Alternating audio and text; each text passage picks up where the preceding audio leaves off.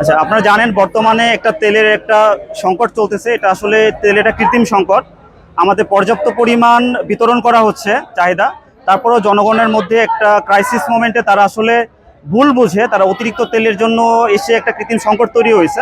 আমরা চেষ্টা করতেছি আমাদের জেলা প্রশাসক স্যারের নির্দেশনা এখানে শৃঙ্খলা মেনে সুশৃঙ্খলভাবে মোটরসাইকেল যারা আছে, মোটরসাইকেল ব্যতীত বা গাড়ি ব্যতীত পেট্রোল বা অকটেন আমরা দিচ্ছি না, পটে দেওয়া আপাতত বন্ধ রাখছি।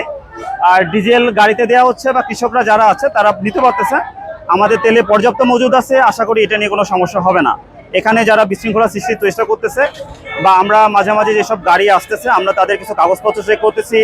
যদি তাদের বৈধ কাগজপত্র না থাকে তাহলে আমরা আমাদের সড়ক পরিবহন আইন বা আদার্স আইনে আইনগত কিছু ব্যবস্থা গ্রহণ করতেছি, বা যারা বিশৃঙ্খলা সৃষ্টির চেষ্টা করলে আমরা তাদের বিরুদ্ধে ব্যবস্থা নিতেছি।